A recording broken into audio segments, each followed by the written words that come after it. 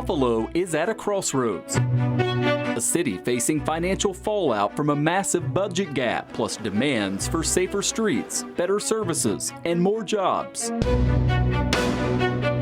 Now, for the first time in 20 years, Byron Brown's name is not on the mayoral ballot. Hoping to succeed him, the acting mayor, the state senator, the common council member, the former fire commissioner, and the community activist. 5 men asking for your vote, and you'll hear directly from each of them tonight.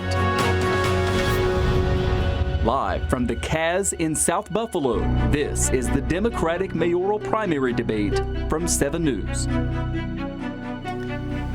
And good evening, everyone. We're glad you're here with us exactly 1 week out from the primary election of 2025. I'm Michael Wooten, 7 News senior reporter and anchor of our 5:30 newscast. I'll be moderating today's debate. We want to welcome here on stage the candidates, also our panelists, the crowd here at the Kaz in South Buffalo, and of course, all of you at home who are watching.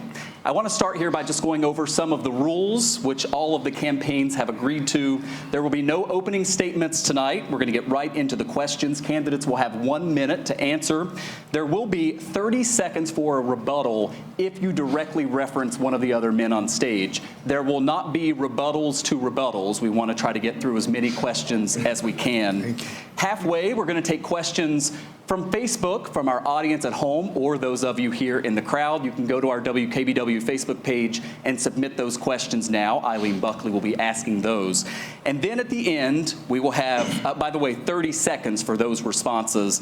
And then at the end, we'll have a 1 minute time frame for each candidate to make a closing statement. We want to thank the League of Women Voters for serving as our timekeepers tonight, and also for drawing names that determined your placement on the stage, and also the determination of which candidate will go first and last in closing statements.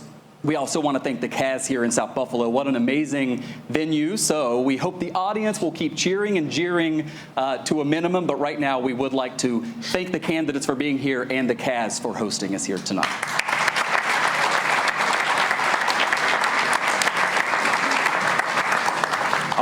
And with that, we're going to start with our first topic tonight. This is not going to be a surprise to any of you up here, the Buffalo finances. And for that, I'm going to turn it over to Justin Sondale with the Buffalo News. Good evening, everybody. The city of Buffalo has for years passed budgets that include speculative, inflated revenues and under-budgeted expenses, with the previous mayor, with council approval, using reserves and one-time revenues to plug end-of-year budget holes. The most direct path to raising revenues is raising property taxes. If the city cannot get its books in order soon, there's a chance that the Buffalo Fiscal Stability Authority will again enter a control period in which it will have final say over city spending. Mr. Whitfield, you often cite your experience running the fire department budgets and negotiating with the union for contracts as skills that would translate well to the mayor's office. What, outside of managing overtime and negotiating budgets, contracts, would you prioritize in the city budget, and how would you manage tax increases in the face of the structural deficit issues that have been a hallmark of city budgets in recent years? Thank you. Well, I believe, first of all, we have to, again, as I've said, I'm the first candidate to ask for an outside audit to understand where we are in terms of our finances. We really don't know where we are in terms of our deficit. We have to understand that. Not only do we have to understand the amount of the deficit, but we also have to understand how we got there.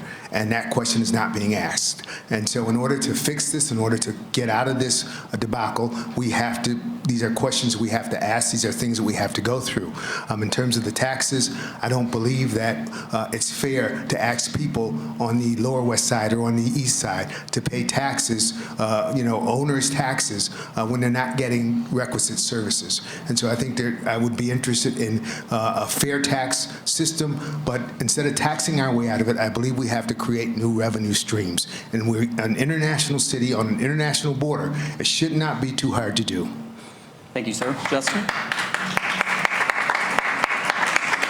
Mr. Wyatt, one place you sought reductions in spending this year and in previous years is in public safety overtime, particularly with police and fire. But department heads cite contractual issues and public safety concerns as reasons that overtime consistently goes far over budget in those departments. What do you see as a viable path to getting overtime closer to budgeted amounts, and what other measures would you implement as mayor to bring spending and revenue in line across the city budget? Well, number one, that the overtime, that contractual overtime is not as significant as what we've been told. The contractual overtime is about $4 million. We're still $7 to $8 million over. And so we need to have a manager that has their finger on the pulse, know what the issues are, because at the end of the day, it seems like, if we're not managing the overtime, it's just spent ad nauseum however you want. You have to have someone that has a finger on the pulse. We cannot continue to pay this type of overtime when fires are down, crime is down. I got to understand that number, and that number has not been explained to us. I know that the acting mayor has worked very closely with the unions, and so they want to continue that type of mentality, but we can't because it's a deficit. It's detrimental to the taxpayers of the city of Buffalo. We cannot continue to give these 8% tax increases, 12%. It's just ad nauseum that we're increasing taxes without really doing our belt tightening, and that's the important part. Thank you, sir. Justin. Mr. Scanlon, in your time as acting mayor, you have been able to cut some spending and have passed a budget that sells off some city assets, acknowledging that your plan includes continued revenue from your proposed parking authority to stem the tide while the city gets its finances in order. Please describe what you plan to do in subsequent budgets to bring spending and revenue in line, give city residents more predictability and stability in their taxes, and prevent further fiscal crises. Yeah, that's not the only thing we've done. We've set a plan for fiscal solvency for the city of Buffalo. And if you look at our plan, this budget, and the things we tried to do leading up to it, we've been very successful. We set a plan, we worked that plan, we've been successful. A lot of criticism came our way from pieces of legislation that we wanted to pass. A lot of people stepped in the way, tried to stop those pieces of legislation, but we were able to pass them and we'll bring millions of dollars into the fold for the city of Buffalo this year, while recurring revenues will maintain. In addition to that, there was criticism whether we'd receive casino funds, but we worked with the state. We've secured those. We now have those funds in place for the year, and we'll continue to do that. But moving forward, we've got to work with our partners in government. Our New York State aim payment has not increased since 2012, the permanent aim. We need an increase in that. We need to talk to the county about our sales tax agreement. We do not receive our proper sales tax share from New York, from Erie County. The city of Buffalo is a third of the county population. We receive significantly less when it comes to sales tax based on that percentage. But we'll continue to look at additional revenues to bring into the fold, and we'll rectify the budget over the course of the next couple of years. Thank you, sir. Justin. Mr. Tyson-Thompson, you have a very impressive resume and experience in government through your time in Assembly Majority Leader Crystal Stokes' office.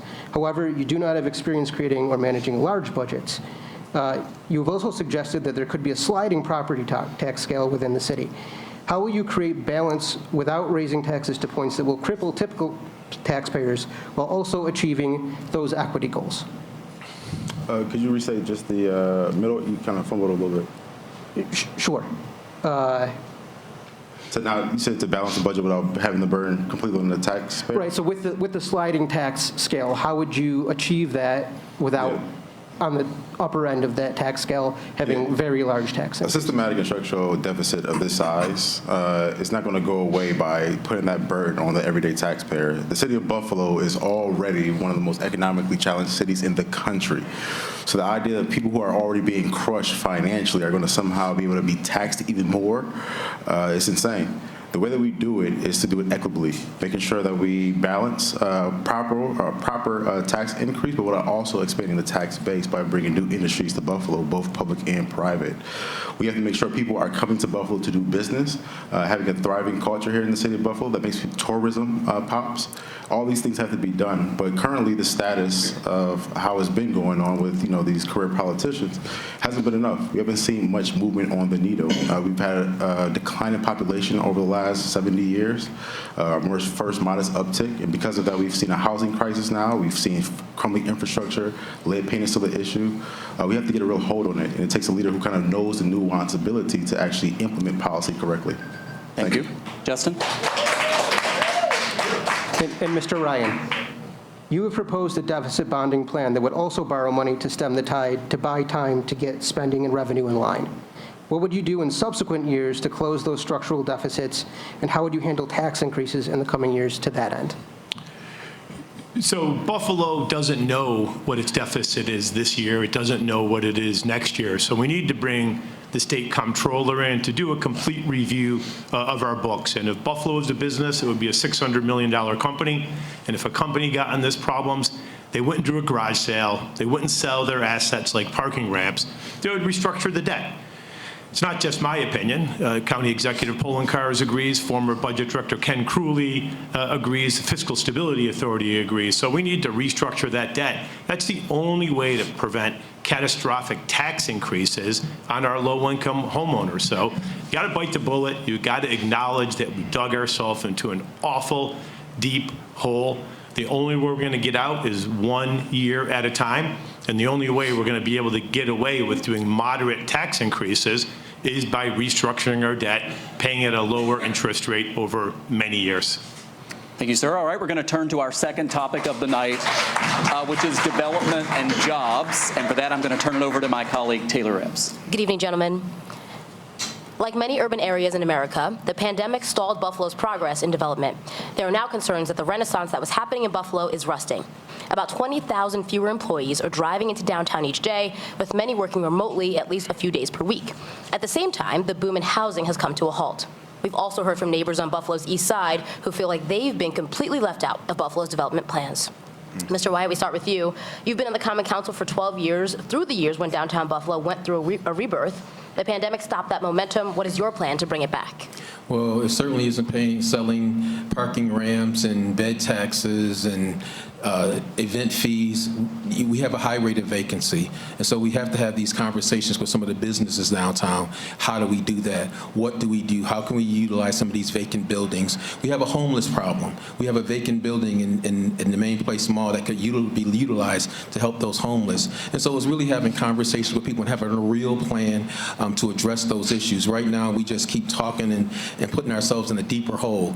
All those event fees and things like that, that does not attract people downtown. So right now, it seems as though downtown is on its own. It's on life support, and we continue to do things to even continue the death of downtown. So I think that, again, having conversations with those business people downtown, with some of the residents, and looking at a real viable plan to revitalize downtown, and it certainly isn't creating additional fees and fines for folks. Thank you. Taylor? Mr. Scanlon, you've talked about ongoing efforts in the city to help small businesses and to bring more workers downtown, but it seems as though at 5 o'clock we often see that rush of cars flee the city and go back to the suburbs. How will you get people to live downtown and attract people to visit as well as work? Yeah, well, we're not just talking about assisting small business and creating jobs, we're doing it. You know, last week, or 10 days ago, I announced the Small Business Advisory Cabinet, bringing people into the fold to talk to them. One thing we haven't done enough is talk to our residents, talk to our business owners, creating a relationship there so we know what's going on with their businesses, the challenges they're facing, the things that are going well, so we can build upon them. Also launched a small business grant program that's going to help businesses throughout the city of Buffalo with 50 or fewer employees. You know, and when it's talking about things going on in and around downtown, and conversations that have to happen, we've had those conversations with the large employers. They're starting to require people to come back downtown. We required people to come back down. Because of that and the other things we're doing, investing in our infrastructure, you see other people coming downtown. You see Ingram Micro come in downtown with 1,200 employees. You see parking usage increase, and you see more people in downtown on a regular basis. But we'll continue to work with organizations in and around downtown to make sure that there are things happening after work, so people who do have the option of coming into work or staying home are motivated to come in, because after work there might be something going on, a concert or something else, and it gives them the reason to be down there after work. Thank you. Taylor? Mr. Tyson-Thompson, you grew up on the east side, and you've said that plays a role in why you're running for mayor. What's your plan to make sure that the east side community is not left behind in the development plans for the city? Yeah. I think so much when we talk about revitalization, we always pinpoint downtown Buffalo, but we forget there's other quadrants and communities in the city of Buffalo that needs to be addressed. By and large, you know, there's a lot of people in a lot of communities struggling in the city of Buffalo. One of the reasons why I ran Buffalo for this northern city in this liberal state is one of the most segregated in the country, and it's literally killing our people. One of my biggest catalysts for running was because of the 5/14 terrorist attack. You know, it's literally killing us. We live in a place where a food desert exists, where people can't get access to just quality life. We have to change that. We have to be serious about how we approach it. You know, last debate, we seen people up on stage arguing for power, but not for progress, arguing about who's getting donations from where, but not attacking the real issues at hand. That was a real embarrassment to leadership of the city of Buffalo. We need to make sure that we're addressing our systemic and structural issues for every quadrant of the city, east and west, north and south. Only then will we have a viable city and economy that's worthwhile. Thank you. Taylor? Mr. Ryan, I also want to talk to you about development on Buffalo's east side. Last month, we spoke to neighbors who live on Riley, right near the Tops on Jefferson Avenue. Linda Poole has lived there for 30 years and says she hasn't seen any change in her neighborhood as of late. What's your plan to bring change to Buffalo's east side and other neighborhoods? First, we had to do the basics. The east side streets are well behind the rest of the city. They've been ignored. They've been disinvested. Potholes everywhere. So we got to fix the potholes. We have to plow the streets. I have a 3-point housing plan that's in year 2 from New York State, funded at $170 million. The first part of that is to help seniors who own doubles to get their empty units back online to be quality, affordable housing, put some money into seniors' pockets, and give people a place to live. We think there's 4,000 empty units. We also have a program called Block by Block, where we're going to rebuild new houses in the vacant lots throughout the city of Buffalo. But at the same time we're doing that, we have to have a focus on Jefferson, Fillmore, and Ontario Street. No one's going to come and operate a business on those commercial thoroughfares unless the neighborhoods leading into those are full of people and not vacant. So I have a comprehensive neighborhood-based development plan, and it's going to move Buffalo forward. Thank you. Taylor? Mr. Whitfield, you've said that the decisions being made to develop Buffalo have been short-sighted. What's your long-term plan to bring vibrancy back to neighborhoods in Buffalo, including downtown and Buffalo's east side? Well, I mean, it's interesting that all of this talk about development of the east side, the candidates on this stage were here when the stadium was put in Orchard Park. What did they do? That's the single most transformative thing that would have happened to the east side and to the city of Buffalo, and there was silence. Silence. And that's unacceptable. That's a lack of leadership. That's what that is. So, you know, that's gone now. Now we have the 33 project. The same people are doing the same thing. Nobody wants to put their careers or, you know, whatever it is on the line to do what's best for this community. And we have a lack of leadership. That is the problem. That is my plan, to make these things a priority, to make the people of Buffalo the priority, not these other things that they're talking about. Because when you listen to them, they're not talking about people. They're talking about all these, you know, inanimate things, but they're not talking about the people. The people are damaged, and you can build all the buildings you want. It does no good to put broken people into new buildings. So let's invest in the people. Let's do that. Let's take care of our children. Let's do that. Thank you, sir. Let's put those things first instead of talking about downtown all the time. All right, there was no direct reference to anyone, so we're not gonna do a rebuttal on that. Our next topic tonight is on public safety, and for that we turn it to 7 News political analyst Bob McCarthy. Mr. Scanlon, let's start with you. Last month, Governor Hochul's office touted a 6% decline in Buffalo shootings, as well as significant decreases in other crime statistics. What are your thoughts about this positive trend? Why are your public safety proposals better than your opponents? And then something that you're very familiar with, what's your opinion of former Commissioner Gamaglia's departure from the Buffalo Police Department? Well, first and foremost, I've said this time again, one of my very top priorities is public safety. But we get there through working with the community. Last week, we launched the Foot Patrol Integration Unit within the police department. These are men and women in the police department that have volunteered to be part of an organization to go out, walk our commercial corridors, walk our neighborhoods, to bridge the gap between community and policing. The other thing they're doing is providing a survey to every home in the city of Buffalo. For years, we've heard from residents they want to say and how they're policed. This is how we're going to do that. We'll hear what what they've seen in policing in the city of Buffalo and what they want to see moving forward. So we'll continue to work with our neighborhood business owners, our residents, to make sure that they're comfortable and those relationships have been built in our department. When it comes to the Commissioner Gramalia, I think he had a tremendous career with the Buffalo Police Department. But when it comes to policing and in neighborhoods, there's slight difference of opinions, which led to his departure ultimately.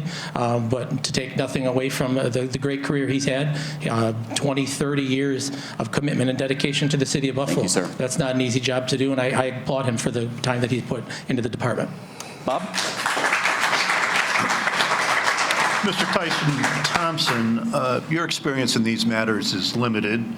Why should voters consider you to oversee public safety in New York State's second largest city? You said my experience with law enforcement I did say that, is limited? Wow, that's crazy. Born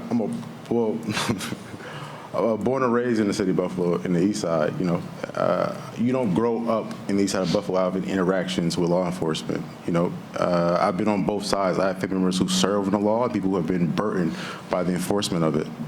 I have a degree in criminal justice. I've went to some of the greatest institutions, learned from the greatest minds about public safety. Not only that, a community organizer. I've been working for nonprofits. So my entire life has been about public service. So, when I speak, I'm speaking from a point of expertise and lived experience. So how I would address, public safety is very important. It's about leading with compassion and empathy. It's also about making sure that we're attacking and addressing systemic issues that exacerbates, even and perpetuates injustices in our community. So as mayor, you have to make sure that you're dealing with both, supporting, but also critiquing with love the people who hold the power of enforcement, but also making sure that citizens feel seen and heard. That's how you address public safety. Thank you, sir. Bob? Mr. Ryan, would Joseph Gramalia have a role in your administration? And your opinion of his departure? Yeah, I've worked closely with Joseph Gramalia over the years. When we were bringing money into the city of Buffalo from New York State, he was the main point of contact. A lot of New York State money came into the Buffalo Police Department for training in computers, and he helped me work on my public safety platform. Right now, he's the president of a national organization called the National Chief of Police. And unfortunately, he's no longer a chief of police because he was terminated, but he still remains in that role. And I consider him to be an expert in the field of public safety. And when I'm victorious in this race, I'd be honored if Commissioner Gramalia served on the transition team to help to continue his efforts to modernize the Buffalo Police Force. We have a lot of work to do with the Buffalo Police Department to make sure we have accountability, transparency, good training for our officers. Lots to do in the Buffalo Police Department. Thank you, sir. Bob? And Mr. Whitfield, you certainly are a public safety veteran. What would be your top public safety priority?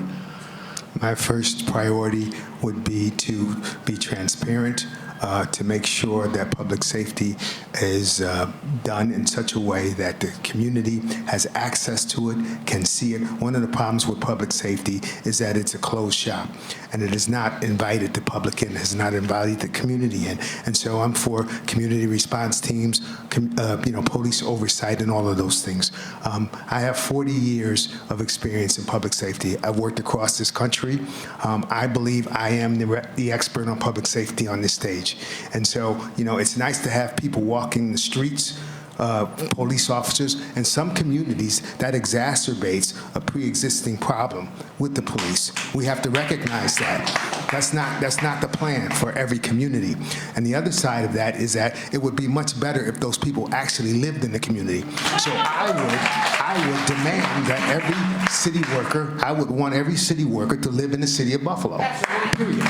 Every firefighter hired in the Buffalo Fire Department Thank you, sir. has to live in the city of Buffalo. Thank you. Bob? And Final Mr. question? Wyatt, your perspective as a council member for many years, what has that taught you about your priorities for public safety? What public safety priorities have you formed as a result of your experience in the council? Well, one of the very first ones we need to address is a civilian review board. Our state AG stated that we should have a civilian review board because police should not be policing police. And you've seen a number of incidents in which it seems to continue, that the police is policing themselves. The sheriff's issue, the issue with the ATV, these are things that are long-standing, that have been a constant issue. The Buffalo News did a report that the police investigations continue to always, for the most part, 80 to 90% of the time, in favor of the police officer. So with the issues across the country regarding police misconduct, there's no way that you can tell me little old Buffalo has no problems. We have a lot of problems. And I think a civilian review board, having the community involved and engaged. Again, I'm not against police.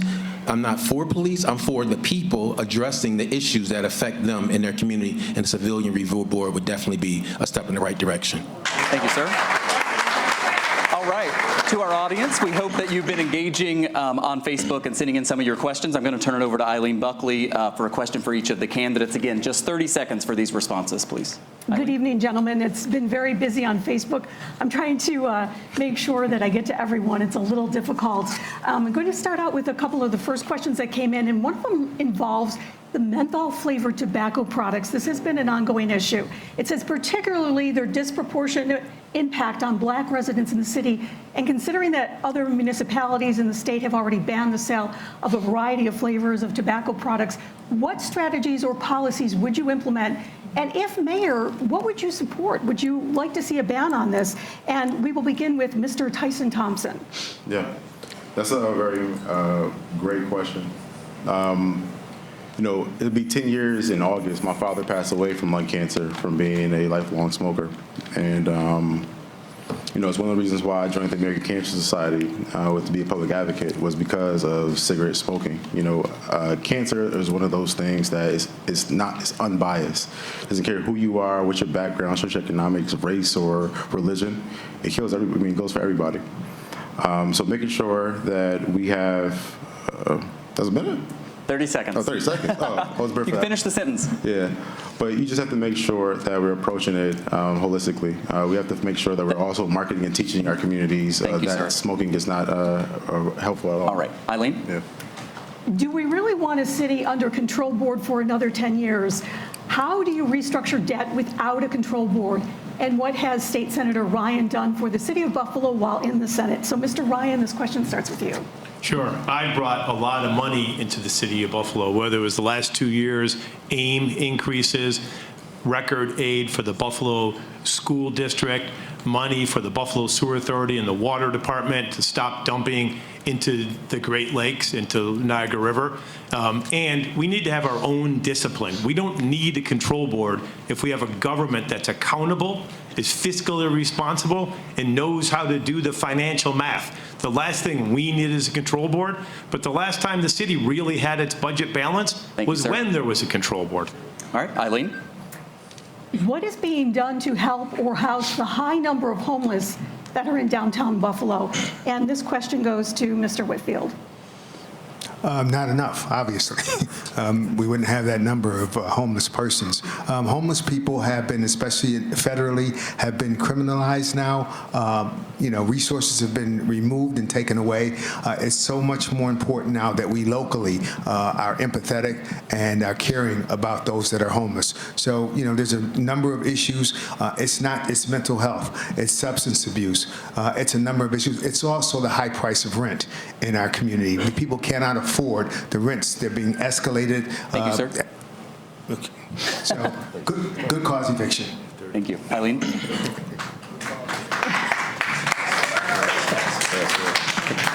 Another question in from the Facebook post. It's departments in City Hall that need leadership change. What is the one department that you would change for leadership and why? And that question will go to Mr. Wyatt. The department that needs the most help is the permits and inspections. That's one of the issues that my office is constantly inundated with, permits and inspections, the lack of inspectors, the lack of proactive rental inspections. Those are real issues that, again, the city has some control over and should make it a priority. The fact that we don't have measurements and goals and objectives is really one of the biggest problems, and we need new leadership in there to make that happen for the residents of the city of Buffalo. Thank you, sir. Eileen? There's There's some questions that came in earlier today on Instagram, and I want to give those a little bit of time here. They specifically involved the Buffalo Animal Shelter. They want to know how many kennels will be in the new animal shelter, and they're also asking really right now what's actually being done. Mr. Scanlon? Yeah. So last week we announced the location of a new animal shelter. It's a facility that's going to be nearly 2.5 times the size of the current one. But as far as the number of kennels, we don't have that explicitly laid out. We're going to continue to work with our partners in that environment, in that industry, to make sure that we are putting together an animal shelter that's most beneficial to the animals, the volunteers, the workers, and moving forward, it'll be the best location. Thank you. And thank you to the viewers who submitted those questions. We're now going to turn to our fourth topic of the night, one that we probably don't talk about enough, affordable housing in the city of Buffalo. And for that, we go back to Justin from the Buffalo News. In 2016, the city commissioned a report that confirmed previous research showing extreme disparities in quality housing availability and affordability, with the city's poorest neighborhoods offering fewer safe and livable housing options. Since then, housing prices have increased, and the percentage of renters has also increased, building on what many advocates were already considering a crisis at the time that report was issued, and mirroring nationwide trends. Mr. Ryan, you have made housing a priority in your time in the state legislature and have put forth a good neighborhood plan that you partially described earlier that includes grants for homeowners looking to get out-of-use apartments back into commission and the promotion of infill projects to create more housing. How would you fund such efforts as an executive, considering the city's precarious fiscal position? Yeah, I mean, the good news is that the state government funds a lot of housing, but you have to have a city administration asking for the money and coming up with a plan. The city of Albany recently got $300 million from New York State to redevelop a part of its city. It took them 3 years, and they came year in and year out. Each year the plan got better, and they got the money. And when I'm mayor, we're going to put plans together to make it so we can continue to fund new housing in Buffalo. Our big mistake in Buffalo is we knocked down way too many houses. City Hall was crowing that they're knocking down 5,000 houses in 5 years.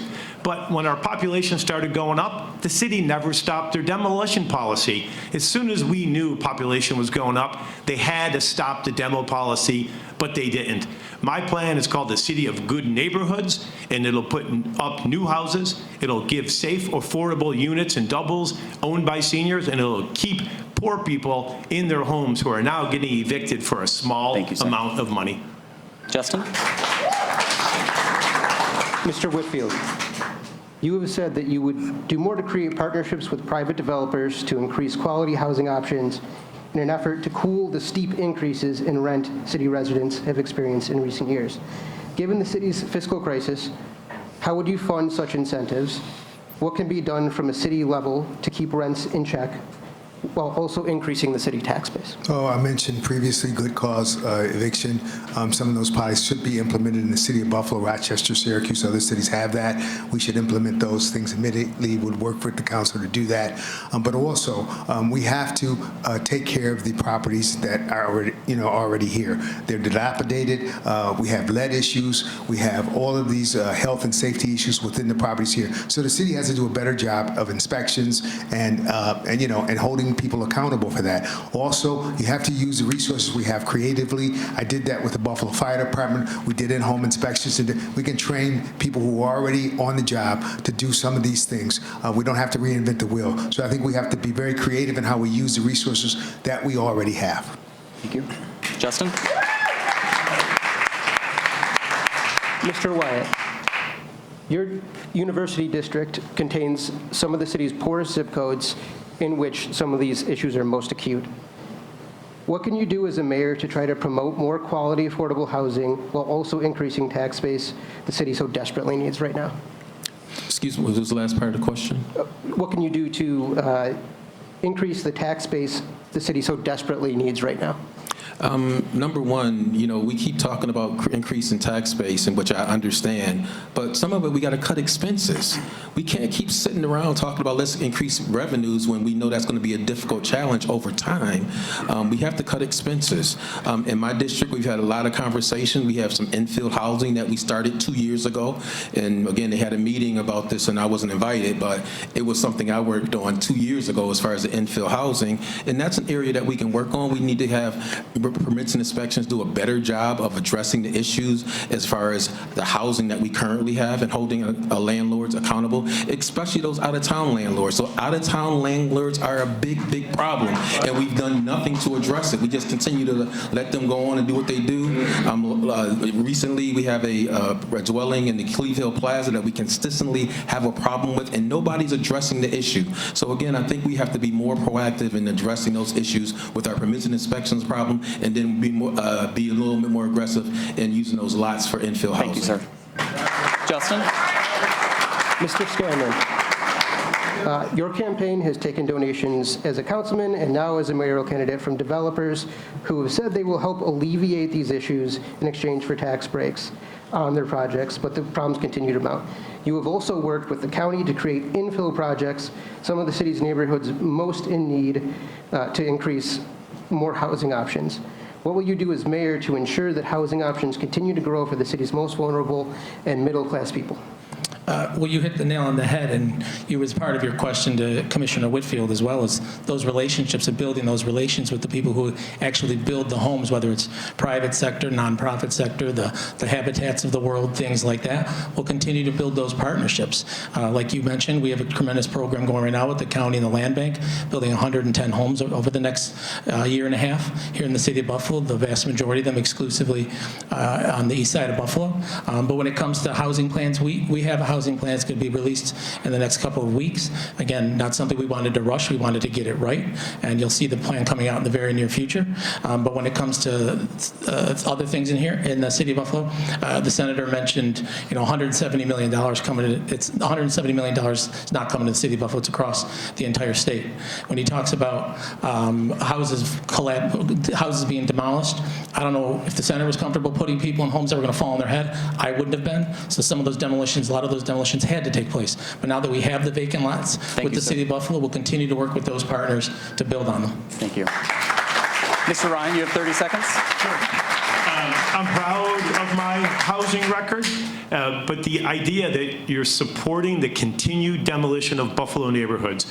When I was doing West Side Buffalo development work, the best program we got was the city to stop demolishing houses. And every house that the city had the demo X on is now filled with a family. So the only housing policy the city of Buffalo has had for a generation is knocking down neighborhoods. And boy, we wish we had those houses now, because there's a demand is up. People would be buying those houses, sweat equity, kids would be buying those houses, but we ruined that opportunity by demolishing most of the east side of Buffalo. I have to, no rebuttals for rebuttals. I do have to say, you were also mentioned in a positive way, so I don't know if you get 30 seconds. I guess if you want it, you can take 30 seconds. Thank you. Hey, there we go. I appreciate that. We'll move on. One final question on affordable housing, Justin. Mr. Tyson-Thompson, you have cited your own experience growing up in poor neighborhoods where safe housing options were limited. Enforcement of lead standards has been a significant issue for the city. Those efforts can be costly. How would you fully fund proactive rental inspection efforts while in a fiscal crisis? And what would you do to increase affordable housing options across the city? Yeah, Buffalo is home to one of the worst childhood poverty rates in the country.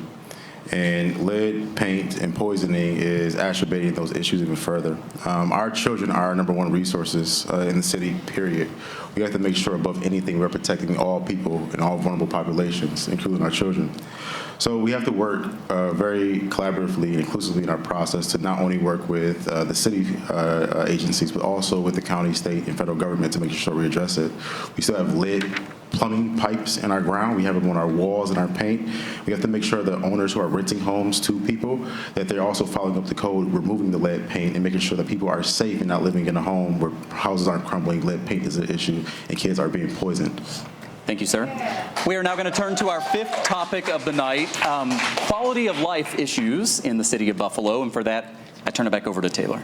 It's no secret that the city has some issues when it comes to quality of life for neighbors, with thousands of 311 calls about potholes alone, overgrown vacant lots, trash dumping, snow-covered streets, and more. And we're going to start with Mr. Whitfield. You posted a video walking the streets next to overgrown vacant lots, next to those potholes. What's your plan to improve our streets and neighborhoods? Well, first of all, we're going to work with the communities where these conditions exist. We're going to communicate with them effectively. We're going to mobilize them. We're going to mobilize city resources to mitigate these issues. We're going to hold landowners, accountable for neglecting these properties. I think it's just a matter of making it a priority and caring. If you go to other parts of the city, you will not see this mess. I just got a video today where people from another community across town came to the east side and dumped a truckload of garbage. That is unacceptable. We have to do better, and when I'm mayor, we will. Thank you, Taylor. Mr. Wyatt, every winter we inevitably see a storm that catches us by surprise, leading to delays in plowing streets, especially our side streets. As mayor, how will you streamline this and other processes to improve conditions for neighbors?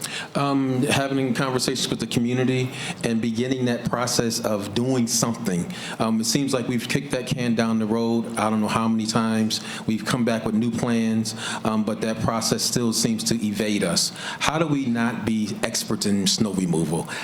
I don't know.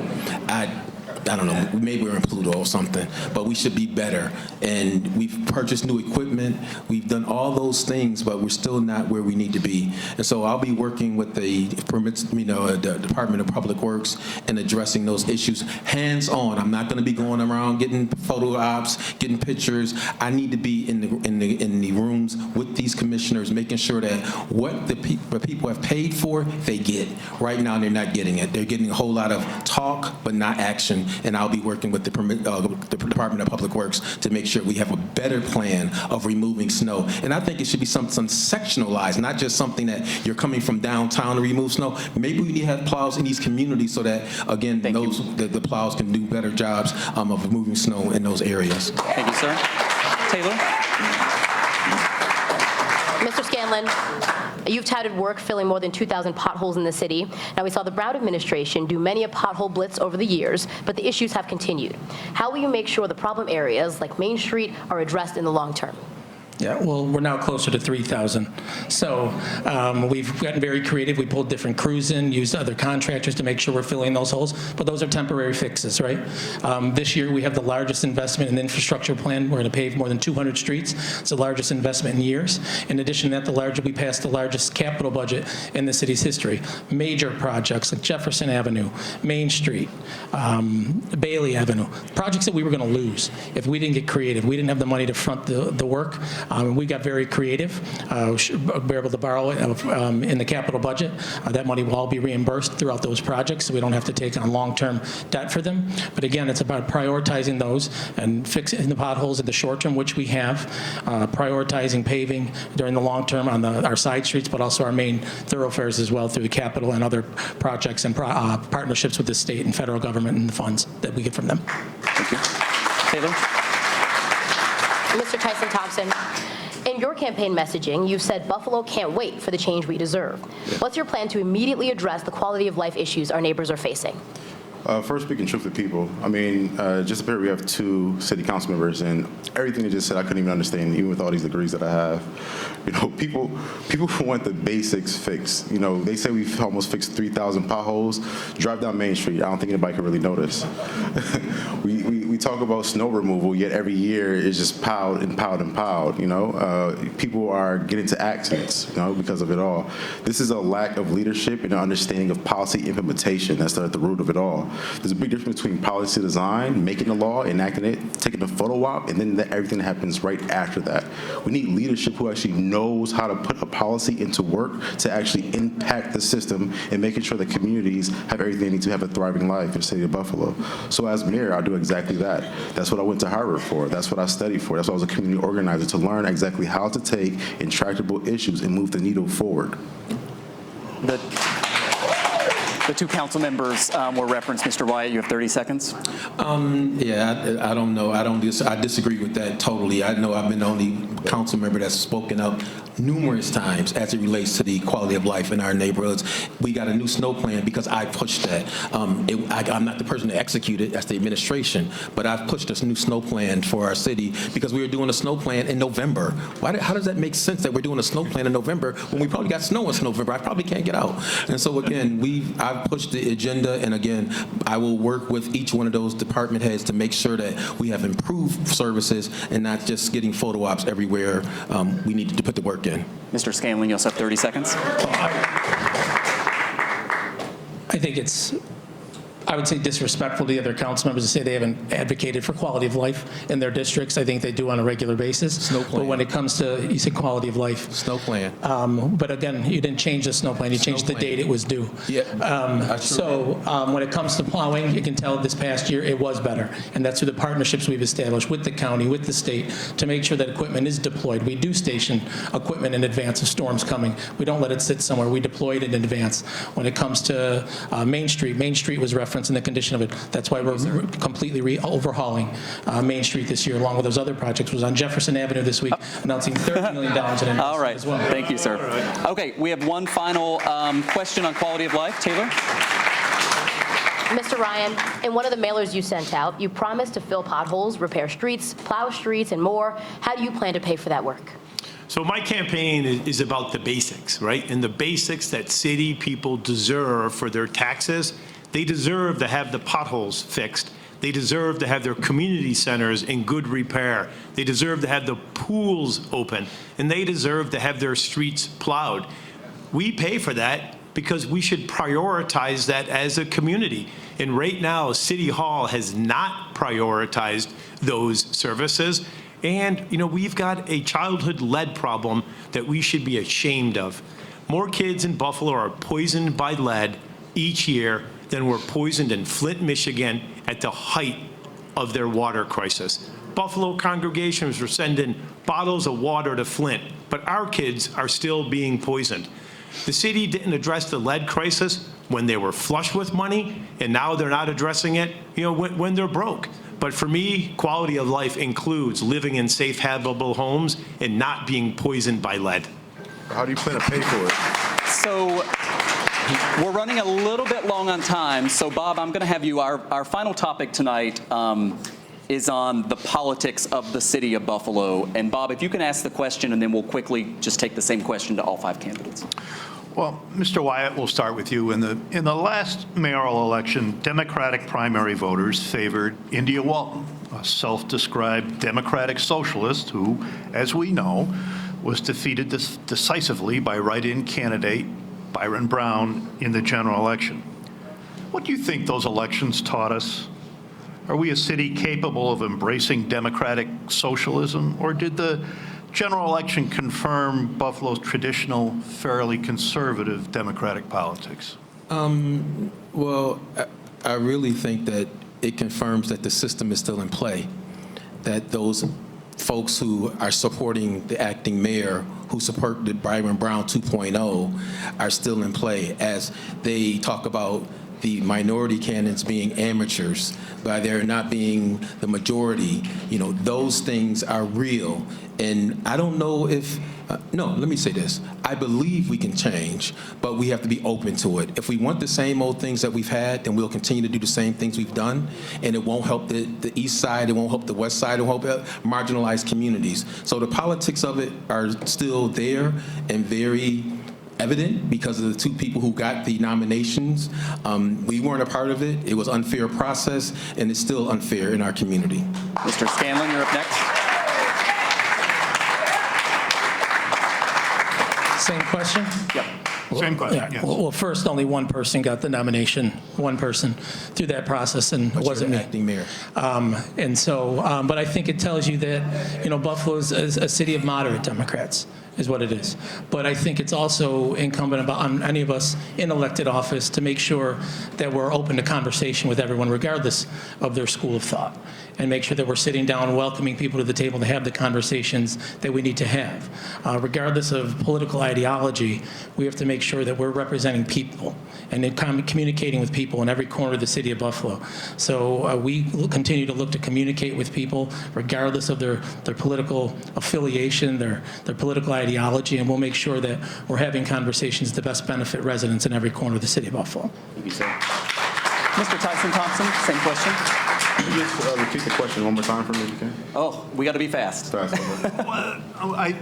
gist of the question was, did the India Walton election of a Democratic Socialist, was that really representative of Buffalo's Democratic politics? Or was the general election of a more moderate Byron Brown, does that best reflect what is seen as the traditional Democratic politics of this city? Well, I think you do an unfair job of painting India Walton as some type of like extreme person who just had to like, I think what happened is that India Walton ran a campaign that beat, at that point in time, 15, 16-year incumbent. I think that every politician has a shelf life. We all do, right? And eventually people get jaded. They get a little tired of the job. They're not always as, energetic as they should be. I think in a lot of places, India Walton had the right message at the right time. There was a lot of civil unrest at the time. There were a lot of things going right in her direction that kind of led her across the cross line in the primary. But I think that Buffalo politics are always changing. Any person has a shot. If you're able to make a message that resonates, that talks to the people what they need, it's ultimately going to benefit your campaign or whatever candidacy you want. Thank you. Mr. Ryan? I think the India Walton victory in the primary showed that Democratic voters were sick of the status quo and they wanted a change. And that's exactly what I'm hearing today when I'm going door to door in every neighborhood of the city of Buffalo. People are fed up. They don't understand why their city doesn't function. They're concerned with the level of cronyism and people's political campaign contributors getting contracts, other people being shut out of the city of Buffalo, friends and families being hired in City Hall, people being discharged for political reasons. What the people of the city of Buffalo want, they want a wholesale change. They want City Hall to serve the people of Buffalo, not the elected officials. We have a lot of work to do. I'm going to come in and be mayors with a fresh eyes and a fresh approach. We are going to modernize the city of Buffalo because we can all agree Buffalo deserves better. Thank you, sir. Mr. Whitfield, 1 minute. Testing. Yeah, first of all, you've heard a lot about better. At this particular time in the life of our community, better is a very low bar. Just pay attention to that. We're not talking about excellence. We're not talking about, greatness. We're not talking about any of that. We're talking about better. That's the low bar, all right? Secondly, I take great umbrage with the way this campaign has been run, the way India Walton has been vilified, publicly dragged through the mud. It's unacceptable, it's childish behavior, and it's more of the same. And you're talking about, to say that more of the same, this is more of the same. This is more of the same. If you want more of the same, this is what it is. Because this process was not fair, okay? You can't talk about him. Their finger was on the scale for you also. Everybody here has been appointed or have come up and had these things handed to them. And that's not fair. That is not democratic. It is not right. And let's not pretend like it's okay. Nobody can throw stones up here. Okay. This is ridiculous. And we've heard enough of it. I'm tired of hearing it. Yeah. We need real change. Okay. We have to go to closing statements, so if everybody can address that. I wasn't appointed to anything. The city charter made me acting mayor. The city guiding document. We know how this works. After being elected city council president by council. Yep. All right. We want to thank everybody so much. We're going to go to closing statements. You have 1 minute each. We drew names, by the way, to figure out the order of this. Mr. Tyson-Thompson, you have 1 minute.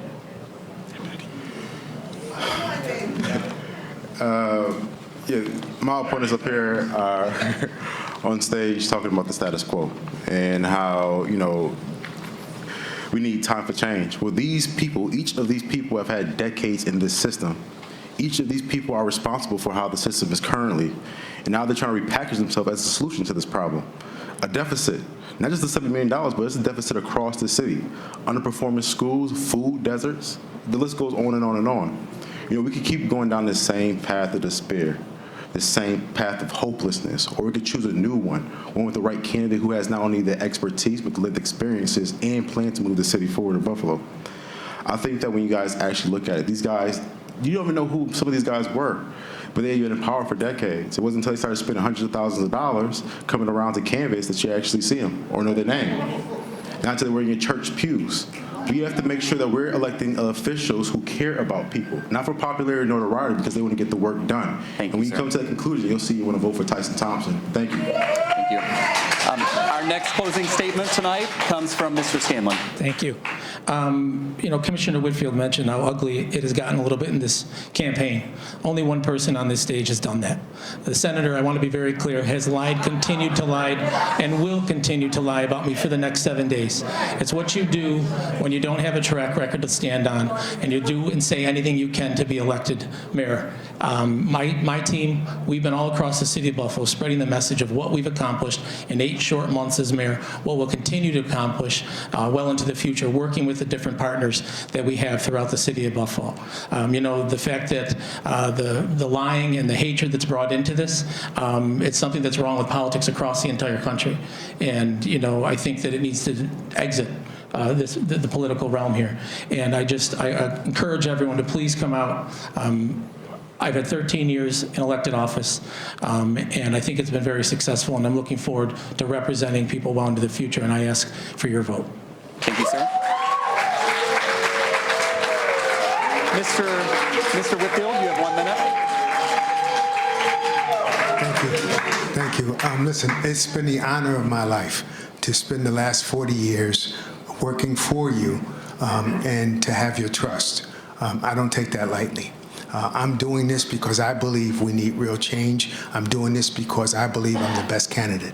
I'm the only candidate that has experience managing people, places, resources, budgets, and politicians. Okay? That's what I do. That's what I've done for 40 years. And so and the notion that I don't have experience, and the notion that I'm part of the problem is certainly wrong. I'm asking for your vote. If you want real change, then you have to not do what you've always done. You have to do something different. I'm here. I'm ready to work. I'm going to fight for you every day like I always have. Thank you. Thank you, sir. Mr. Wyatt, you have 1 minute. As a 3-time duly elected council member with over 25 years of financial experience, I'm wondering why I'm considered minor league. I don't think I'm minor league. I'm major league. And I think my stance as a council member consistently, not just when it's election time, consistently has been of integrity, honesty, and standing up for the people. And so at the end of the day, the folks who are here, when you talk about lying, you got your positions because of deceit and not honesty. And so if you want someone that's honest, if you want someone that cares, who's shown about caring, not somebody that just acted like they cared, I've shown that over my term as council member. So I'm definitely not part of the problem. I'm been proactive for the people. And at the end of the day, the people who are talking about they're ready to do this, I'm ready to hit the ground running the next day. In the first 100 days, you will see an impact that you've never seen in a long time in the city of Buffalo. Real change is coming to the city of Buffalo, and it's Rasheed and Wyatt for me. Thank you, sir. Mr. Ryan, 1 minute. So let me tell you about myself. My dad was a Buffalo firefighter, and my mother was a public school teacher. As an attorney, I represented tenants facing illegal eviction and victims of housing discrimination. As a state senator, I helped pass the toughest gun laws in the country. I know how to get it done. I'm asking for your vote tonight because every neighborhood in the city of Buffalo deserves to have City Hall working for them. And far too long, that has not happened. I'm about the basics, fixing the streets, plowing the streets, building infill housing, controlling gun violence. We have a lot of work to do in the city of Buffalo. I'm endorsed by the Democratic Party. I'm supported by leaders like County Executive Mark Poloncarz and State Senator April Baskin, because they know by working together that we can get it done. If you agree that Buffalo deserves better, then vote for me. Thank you, sir. That is going to conclude our debate tonight. I want to thank each of you for your passion. Thank you for coming here tonight. Thank you to all of you in the audience here at the CAS for coming tonight, and thanks to all of you for watching.